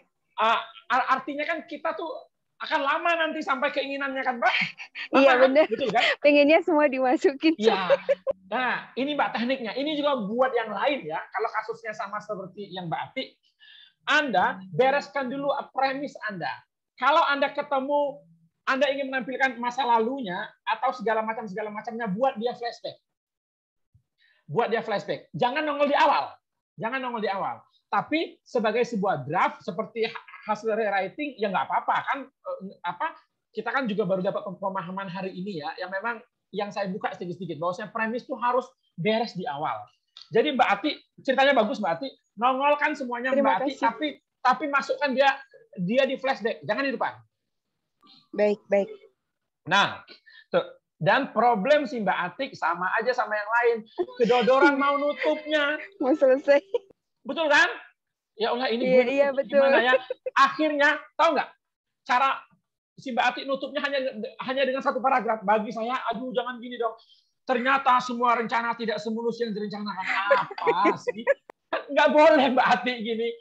Mbak Ati tidak boleh menceritakan. Mbak Ati harus menunjukkan. Oke? Itu kedodoran. Baik, siap. Ya. Terima kasih banyak Bang. Sama-sama. Abis itu baru beresin metafora ya. Baik. Leli. Lel, halo. Hadir Bang. Leli. Hadir. Ya. Premismu, kamu sudah bermasalah sejak premis. Diko guru honorer, gaji pas-pasan. Untuk pertama kalinya akan menjadi seorang ayah. Memangnya dia mau jadi 2 kali jadi ayah. Ya, sebentar lagi akan menjadi seorang ayah ya. ingin memiliki uang untuk biaya persalinan istri. Caranya gimana? Bekerja paruh waktu, tapi menemukan hambatan, istrinya akan melahirkan. Loh, maksudnya piye toh? Kan apa namanya? Kecuali kamu buat, tapi menemukan hambatan, istrinya akan melahirkan prematur, baru dia beres. Oh, gitu. Gitu. Nah, ceritamu sudah saya baca. Dan akhirnya saya memutuskan ceritamu tidak sesuai dengan premis. Ya, jadi kalau kita lihat kan, jadi dia itu bukan bekerja paruh waktu dengan menjadi tukang ojek dengan biaya 300.000. Karena kan itu tidak diambil kan, Lel? Nggak diambil, Bang. Dia itu apa? Ya. Kalau itu seperti itu. Ya, kalau itu tidak diambil, jangan nongol di premis, Lel. Bukan itu. Bukan itu, Lel. Jadi gini, Lel, supaya urusannya lebih mudah ya, Lel. Ya, Bang.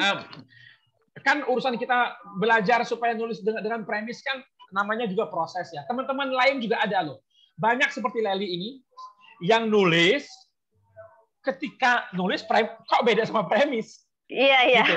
Nah, mengkhianati premis, Bang. Ya, untuk sementara ini Anda abaikan premis. Jadi Anda lihat cerita Anda, terus Anda lahirkan premis dari cerita Anda. Ya, gitu. Tapi berarti kalau untuk melahirkan lalu menyimpulkan jadi premis gitu. Ya, tapi kalau untuk cerita berikutnya, tolong dong Anda latihan supaya Anda bisa kerja dengan orientasi produksi ya. Saran saya cuma satu, Lel. Selain Anda buat premis sesuai dengan cerita, tolong buat istrinya ini melahirkan sebelum waktunya supaya masuk akal, Lel. Tiba-tiba dia butuh uang, oke? Melahirkan prematur ya. Oke. Selanjutnya, ya, tas Bang. untuk Ana. Indriani mana? Indriani? Nggak ada. Ada, Bang. Indriani, kamu belum menulis sebuah cerpen, Indriani. Pertama, pendek banget. Kedua, ceritamu tidak selesai dan saya tidak bisa komen apapun karena ceritanya tidak menggambarkan premisnya, ceritanya pendek sekali, mungkin cuma 200 kata. Jadi ini Anda ngumpul tapi Anda bukan ngumpul cerpen. Jadi saya tidak bisa membahasnya. Kadus terakhir, Bon Yosi Rosa Indiarto. Siap, Bang. Siap, Bang. Ini idenya asik banget nih, Rosa. Saya manggilnya apa sih? Bon ya? Iya, Yosi, Bang. Yosi. Tapi Yosi, Anda kan premis nih yang megang kamu doang kan?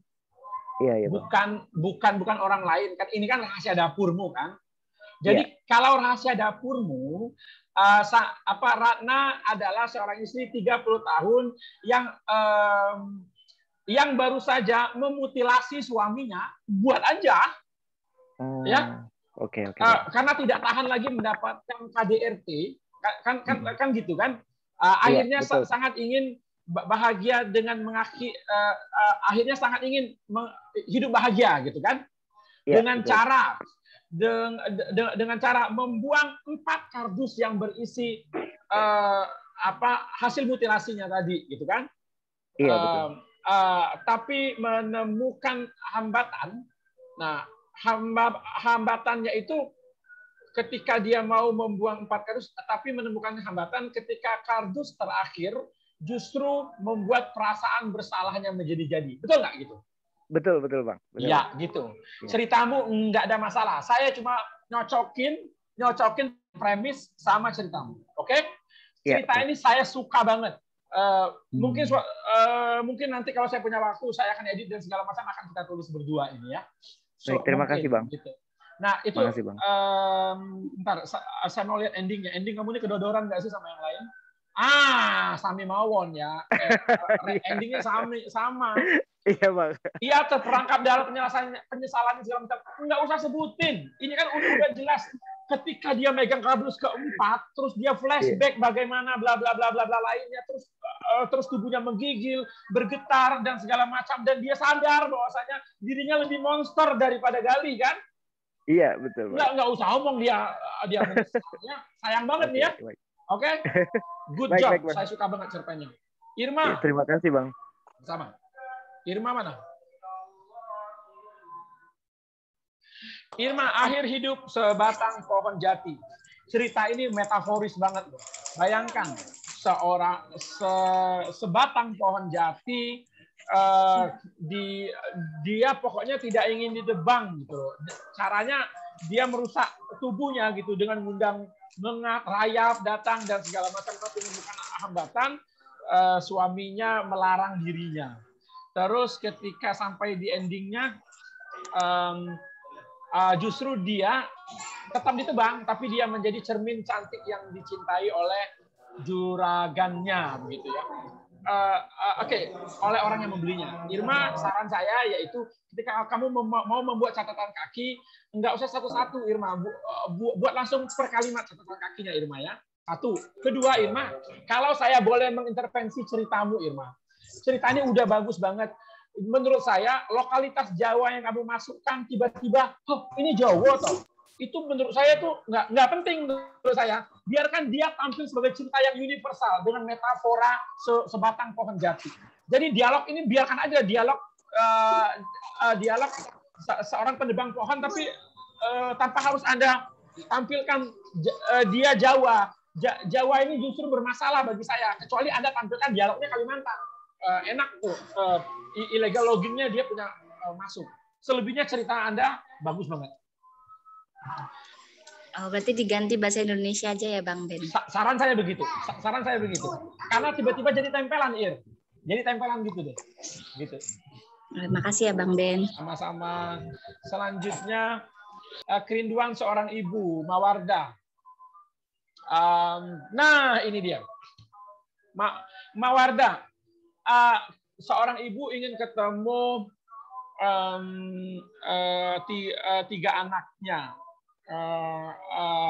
anak dan suaminya, dengan cara pulang ke rumah ketika ia dan ke rumah keluarganya itu, tapi menemukan hambatan karena anak-anak dan suaminya sudah tidak tinggal di sana lagi. Dia ini kan masuk penjara karena dia memfitnah orang berpengaruh ya di tempatnya. Dan menurut saya cerita ini Anda kurang membuat setup pembukaan. Harus jelas bahwasanya masa dia keluar penjara terus dia seolah-olah tidak merasa ada sesuatu yang salah loh, karena suaminya tidak menjemputnya, anak-anaknya tidak menjemputnya. Walaupun juga Anda tampilkan di sini sebentar. Walaupun Anda juga tampilkan di sini bahwasanya dia sedih tidak dijemput anak-anak dan suaminya, segala macam. Tapi menurut saya itu harus nongol ke kegelisahan dia, atau selama dia di penjara dulu dia udah merasa cemas-cemas nih karena anaknya tidak pernah jenguk, suaminya tidak pernah jenguk. Jadi ketika dia datang itu sebenarnya dia bukan membawa kerinduan loh, tapi dia membawa pertanyaan-pertanyaan yang lebih kompleks. Ini ngapain sih kalian gitu loh. Itu Mawarda. Sementara selebihnya saya hanya mempertanyakan ketika dia ketemu dengan seorang ibu di sebuah halte atau pemberhentian bus, serta ibu itu bertingkah seperti orang gila ketika dia meninggalkannya. I don't know. Kamu ingin nampilin apa dengan fragmen itu? Mungkin suatu editing kamu bisa mempertebal maksud dari fragmen supaya dia tidak lagi sekadar tempelan kesannya gitu. Bentar. Selanjutnya siapa nih? Cinta pertama dan terakhir, Ahmad Setiawan. Tian 25, pemuda tidak sengaja bertemu dengan Lisa. Saling jatuh cinta, sangat ingin berusaha Lisa dengan cara melamar Lisa kepada ayahnya, tapi menemukan hambatan karena ayah Lisa tidak merestui hubungan mereka akibat perbedaan keyakinan. Kamu menampilkan premis ini ketika 50% ceritamu berjalan. Jadi Ahmad, buat langsung, Mat. Kalau bisa paragraf awal tuh mereka langsung berhadapan sama kondisi bahwasanya gila. Kita yang udah akrab kayak gini, ayah lu tahu kalau gue akrab sama lu, tiba-tiba ayahnya bilang enggak. Kalian boleh dekat, tapi kalau menikah enggak. Itu buka itu di awal. Kalaupun kamu ingin mundur lagi nanti flashback, sama seperti kasusnya Ati tadi, gitu. Kalau bagaimana kamu menggarap ini, itu aja karena dia tergolong lambat panas ya. Sama saya mau lihat kita endingnya. Oke. Endingnya kalau menurut saya setelah Anda mendapatkan pelajaran metafora tadi, Ahmad mungkin bisa memikirkan ulang endingnya, apakah dia akan bisa sepasrah ini atau tidak, gitu loh, Mak. Dan yang terakhir, ya, petir di sore itu merenggut nyawa Aida dan anak-anaknya di kandungnya. Fardi ada nggak nih? Nggak ada. Oke, ya nggak apa-apa. Nanti Fardi akan nonton rekamannya. Fardi, penggambaran karakterisasi Fardi dengan menyebutkan wajah bulat telur, bibir merah penuh, kulit putih rotan dan segala macam ini tidak perlu dipremis. Ya, kita lihat. Aida cantik, sangat ingin menikah dengan kekasihnya dengan cara meminta Misbah orang tuanya datang, tapi menemukan hambatan. Sulaiman, Mbak Misbah ingat sumpah Nenang Aida bahwa seluruh anak turunannya tidak boleh menikah dengan keturunan Abu Nawas. Gila. Premisnya itu cerita lokalitas yang kuat sekali kalau menurut saya, Fardi. Tapi memang ini Fardi lambat banget untuk menampilkan premis ini di awal cerita, sama seperti yang lain. Dia terlalu asik dengan detail. Terlalu asik dengan dekorasi. Ini adalah kelemahan cerita lokalitas ya. Anda jangan sering masuk cerita lokalitas. Anda terperangkap pada ornamentasi dan dekorasi sehingga Anda lupa bagaimana cerita ini bergerak sesuai dengan premisnya. Selebihnya Anda dengan pelajaran metafora tadi, insya Allah Anda akan bisa menjadi lebih baik lagi. Nah, teman-teman, apa yang ingin disampaikan saya dari cerita yang tadi kita tampilkan bareng-bareng, kita bahas sama-sama. Ini nih, saya mau nampilkan ini nih, mana ya?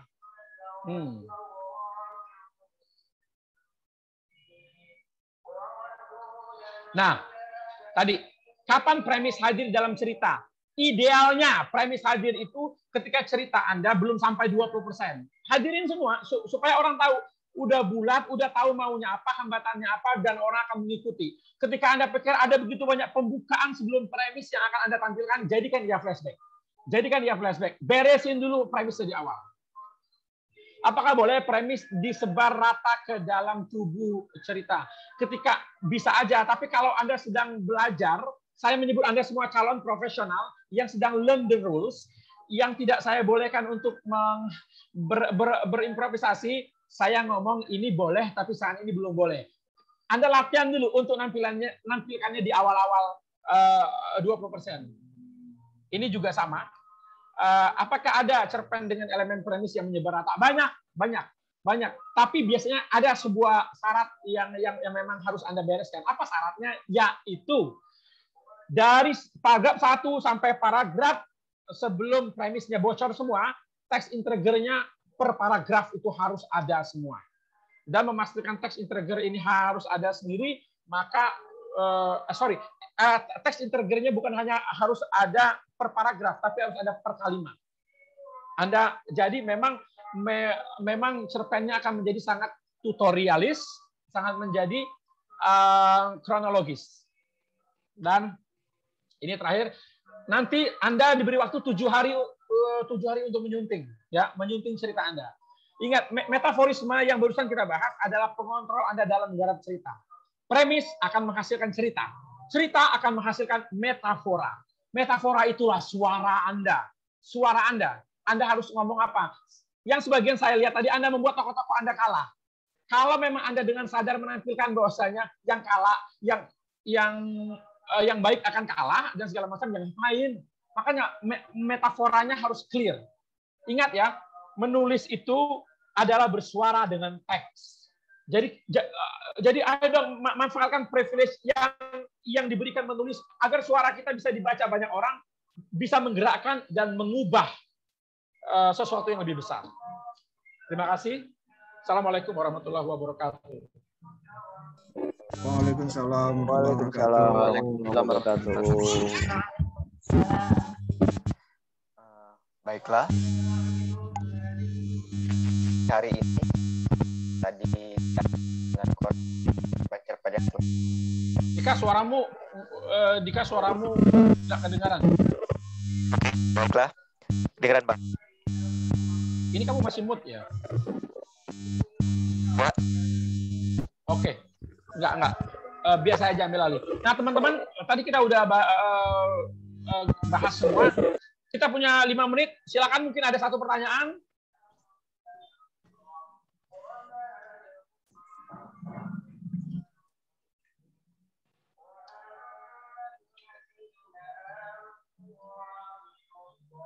Oh, enggak ada ya. Anda bisa aja merasa bingung. Menurut saya itu proses aja. Jadi saya ulangi, kita punya 3 parameter supaya cerpen itu menjadi cerpen yang baik. Pemahaman saya ini berangkat dari cerpen koran. Anda tidak usah menyaksikan bagaimana sahihnya materi saya tentang cerpen koran. Bisa tanya sama Bang Ipal atau teman-teman yang lain. Kalau cerpen koran, saya udah menggeluti sekian belas tahun, dan alhamdulillah masih jadi yang paling produktif hari ini. Saya membaca cerpen koran, dan saya merilis cerpen koran. Apa yang saya pelajari? Koran-koran itu memuat cerita pendek dengan 3 kekuatan yang tak terbantahkan. Cerpennya harus ringkas karena dia memuat premis, karena premisnya beres. Cerpennya harus mengalir karena rewriting-nya mengalir. Cerpennya harus mengalir karena rewriting-nya beres. Dan cerpennya mengandung metafora kemanusiaan. Mengandung metafora kemanusiaan dan otomatis akan memantik daya kritis pembaca. Ketiga item ini bisa aja dia tidak disadari secara poin per poin oleh redaktur koran maupun penerbit buku cerpen, bisa aja, tapi mereka merasakan kehadiran ini. Itu yang saya tangkap, yang saya uraikan, dan saya hadirkan ke dalam Story by Tri. Teman-teman, berproduksilah dengan formula, supaya Anda bisa membuat karya baik, bukan karena kebetulan, tapi karena Anda bisa membuat karya baik karena direncanakan. Semakin banyak berlatih, maka karya-karya baik yang Anda hasilkan semakin banyak. Dan makin banyak karya-karya baik, makin banyak juga orang tercerahkan dengan teks-teks yang bermutu. Demikian dari saya, dan nanti dikasih waktu seminggu untuk memperbaiki, dan selama seminggu itu saya minta bantu dong, karena saya sedang terus memperbaiki formula saya. Nanti akan ada link yang dibagikan oleh Julian Dika. Tolong dibuat dong kritik sarannya di sana. Kurangnya saya di mana, kurangnya materi ini di mana, sama kalau tidak keberatan untuk memberikan testimoni. Demikian teman-teman, senang sekali 3 pertemuan, dan saya terus berapi-api, dan saya senang sekali hari ini juga membaca banyak sekali cerpen, membaca fiksi. Salah satu syarat untuk menjadi penulis fiksi yang baik yaitu Anda menulis fiksi dengan banyak, tapi membacalah non-fiksi dengan tak kalah banyak supaya cerita Anda bernas dan menghasilkan metafora yang relevan dengan kemanusiaan. Bukan hanya menghasilkan kata-kata indah yang Anda sendiri nggak tahu dia maunya apa. Kita akan berjumpa lagi dalam karya-karya Anda yang insya Allah kita akan bukukan bersama. Assalamualaikum warahmatullahi wabarakatuh. Waalaikumsalam. Waalaikumsalam. Waalaikumsalam. Terima kasih Bang Ben. Terima kasih Bang Ben. Sama. Yuk, selamat maghrib ya. Ya, bye semua. Terima kasih Bang Ben. Ditunggu perbaikannya. Semangat. Siap. Siap.